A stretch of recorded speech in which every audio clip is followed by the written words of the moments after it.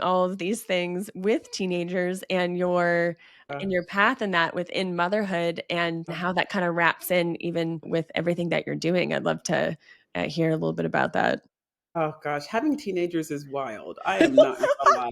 Like, oh my gosh, having teenagers is wild because I started this journey when they were babies. Literally, when my son was like turning 1. That was when I was like, okay, it's been a year. I need to lose the baby weight. Like him turning 1 was the catalyst for all of this. And so they've Yeah. been on this ride with me since that age. Wow. And so they grew up, yeah, my daughter would take my, progress pictures when she was little for my coach, and so you'd take these quarter turn, those poses that the bodybuilders, you'd practice Right. that at home, and my daughter would take those pictures for me so I could send those to my coach, and so she grew up, very much, involved, helping me pick out my bikini colors, like, all of that stuff. Wow. Yeah. It's really been a family affair, like, as a single mother, it never I didn't think of it being, like, a thing at the time, it was just what was needed to be done. My kids were a part of all of this. They came to the gym with me, they came to the Mm. track with me when I had to run sprints, they came to the park with me when I was doing yoga. They were a part of all of my meal prepping because I wasn't gonna make 2 things, like, Mhm. we're eating Right. mom's, meal prep, like, so they were a part of that. They've just been a part of when I had a gym. I mean, they were running around the gym when I would pick them up after school and helping me wipe Yeah. down equipment and all of the things. Like they've been a part. Like they've been a part of this. They've literally been by my side this entire time. And Mm. so now they're teenagers, and I stopped bodybuilding partly because they were getting older and their interests were starting to be a priority. They both run track. They're both Mm. athletes. My daughter is a senior in high school being recruited for track, and it's a Oh my wild god. thing, but it's really beautiful to see them lean into their bodies, lean into kind of this lifestyle because they don't really know anything else. They're the kids that will go to a party. Like my daughter doesn't have a sweet tooth. My son, not so much. He definitely has a sweet tooth, but my daughter, we didn't grow up eating that way. She didn't grow up eating that way, and so Mm. I'd have parents tell me, your daughter didn't, you want to take this cake home? She didn't eat it at the party or whatever the case may be. And it's just, they have the backdrop of their life has been Like a health, foundation. Yeah. which has always been there. They don't know anything really different. They've seen it, but like for them and like what's normal to them, Mm. it's this. And so I feel like I don't know. They could end up turning 20 and going to a therapist and crying about how their mom made them is all she does is healthy. I don't know. We don't know where this is going to go. Right. But That's um, this will never be foreign to them, and I'm really happy about that. I think a lot of us struggle to adopt these habits because it's new, yeah. um, and it's not new for them. This is just part of their culture in our household. Wow, that's amazing. Yeah, that's what I immediately thought was like, oh, it's such a strong foundation that they can come back to. Because then when I realized that in my later 20s, I was like, whoa, this is a foundation that I know. I'm more aware of what your body needs with protein and carb, fat. I'm aware of the movement. I'm aware of how it brings mental clarity now. And a lot of those things, yeah, weren't talked about in my household, wasn't in school or anything like that. Mm-mm. And it was kind of like fumbling my way to understand that now to have in adulthood. So that's going to already give them such a great foundation. But I will also say that my daughter has taught me a lot about femininity and Mm. self-care. She's the most little feminine thing you've ever. Her name's Savannah, and which I named Mhm. her intentionally a very soft, feminine name, and she's grown into the energy of that name Mm. 100%. And I remember, when she was little, doing all the princessy, pretending to put on makeup and all the things and thinking that was cute, but it never stopped. She got Yeah. older and continued to be very much into beautification and the soft life. And she is so Mm. willing to receive and be pampered. And I'm like, Ah, single mom, I got to go do everything. And my daughter is just not yeah. here for it. She doesn't understand that at all. And I Yeah. really have learned to am still learning though to soften into that and take notes from her who's been not conditioned as a single mother, who Mm. hasn't been conditioned as an executive, has been conditioned by some of the Mm. stresses of the world. And I take notes from what is clearly still pure in her as a 17-year-old young woman that is just innate to our femininity and Mm. getting into lighting the candles and the incense and taking the baths and she's Yes. the one who taught me about dry brushing. And can I tell you, I Oh, love dry brushing yes. now. Like, she brought that to my life. So I'm Yeah. definitely giving them a foundation, but I've learned so much from having a daughter also. Wow. That's amazing. It is a new era that I think the younger women that are providing us, to remember that, like, oh, we don't have to be these, like, yes, being strong and independent, but that doesn't have to be without support or without being able to be soft. And I think there was such a huge movement that was kind of created that hyper masculinity in a lot of us women, and Yeah.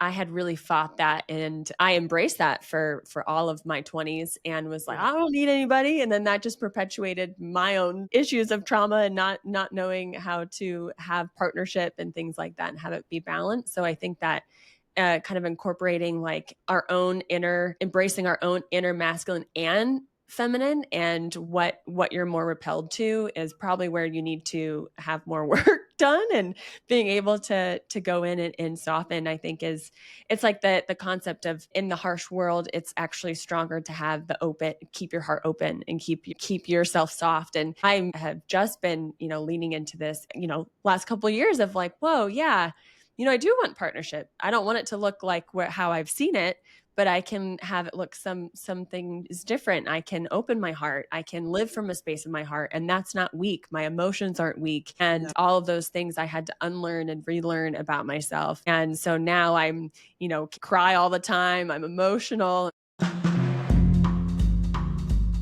I am so excited to announce to you that CPR Your Soul Mystery School is now open for enrollment. I could cry. Actually, I did fucking cry once I hit publish. This is a complete roadmap to come back to life after feeling dead inside. CPR Your Soul is built for creators, entrepreneurs, artists, and mystics who are ready for a life pivot into divine clarity and rock solid foundations to live your soul code. It is packed with 53 lessons of knowledge and directly applicable tools, teachings, meditations, energy work, light language, and exercises to perform CPR on your soul. There's even a VIP option where you get to go through the course with me at your side for 6 weeks. To celebrate the kickoff, use the code REVIVAL for $100 off until March 31st. I can't wait to see you inside.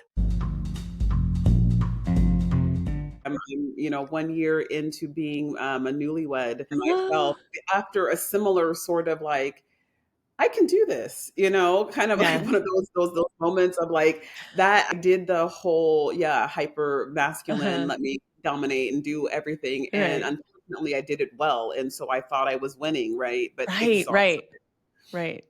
You're And like, so "Wait a minute. learning, yeah, exactly. Wait a minute, is this exactly how this works? This But isn't actually how I wanna feel." this is not how I feel, and we're still, that message is still slow to make it to the mainstream, but Yeah. that's a whole nother conversation. What I wanted to share though was one of the things that I learned through movement and through my body was that the only way to be soft and the only way to be graceful is to be strong, and not Mhm, feeling like they were two separate things. I thought mm, that being strong was this, it was an energy that looked and felt hard and masculine, mhm, until partnership learned taught me that being strong, you can't be graceful and soft without being strong, because um otherwise you're just fragile. Otherwise mm, you're just weak, right? Like, and it, like right, I, the image that I have running through my head is that of like a dancer, like a ballet dancer, or even just doing yoga, right? Like we see these beautiful, graceful, fluid movements, but do mhm. you know how strong Oh my she god. is on the Yeah, inside? Like, and it takes that strength for it to right. be graceful. And it's the same thing emotionally, but we don't get provided that analogy or that understanding very often. So that Mm, the grace that we want, the softness that we want, the femininity that we want to navigate the world with requires that strength on the inside. Like mm, it's that saying, what is that saying? A velvet iron fist with a velvet glove mm. is the iron fist. So Yeah. we have an iron fist, like we're strong on the inside, but it's soft to the touch, right? And Yeah. so, yeah, that's an analogy that I try to like really like live with and remind myself of and embody as I navigate the world. That my strength is absolutely necessary, but the manifestation of that, or like the how it allows me to show up to the world, is in femininity. Wow. Okay, so how is being a newlywed and embracing that side? Like, has that been difficult, or have you been able to kinda ease into it and enjoy it? Like, where did you meet? Like, I have so many questions around this. Yeah, It's yeah. so It's fun to all be of the outside of. above. Yeah, okay. It's all of the above. So I married the most incredible man, the most incredible man that gives space and love and patience to me figuring that out, right? Like this is Mm, not, I'm not speaking about this from a place of I got it. I'm yeah. speaking about this from a place of I'm absolutely figuring this out, but I'm given Mm. the space and the time and the graciousness to do so. Being married has been like it. I've been married before. That was not this. uh, married Uh-huh. has been like it's unlocked something. I Mm. always say that he is the first kind of like miracle domino that fell that led to all these other miracle dominoes falling in my life because to actually meet your person, Yeah, to actually it is a miracle. It is a yeah, miracle. I didn't believe in soulmates. I didn't believe in any of that stuff before meeting him. I just thought like people can get married and make it work. There's yeah. people who are compatible enough that they can make it work. But that is so completely different from finding your soulmate. That is completely Mm, different from finding your person. And when you meet someone that is so uniquely like meant for you that fills in all the grooves and the nooks and crannies and you literally are able to become one because of how perfectly you fit together that puzzle piece mm, like not just interlocking but imagine the puzzle piece interlocking perfectly and then you still like pour like some sort of like sand or water in the grooves and it like really like mm, together. Like that's what it feels like. And that is a freaking miracle. And mm, so in accepting that and accepting that I've met my person, it opens and unlocks my mind to the world of possibility. Like everything is possible.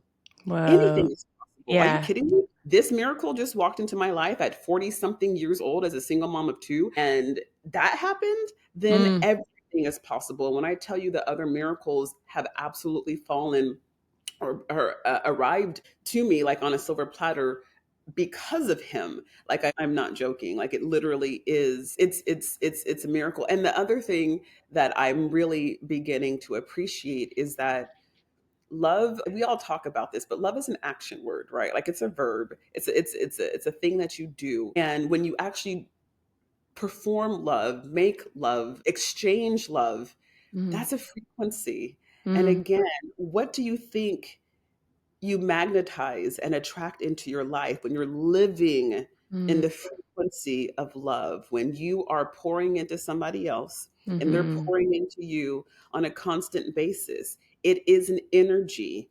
It is an Yeah. energy. It is a frequency. And I just like health, where I feel like being in love has attracted so much to Mm. my life, so much more love to my life that it's been, yeah, a complete game changer.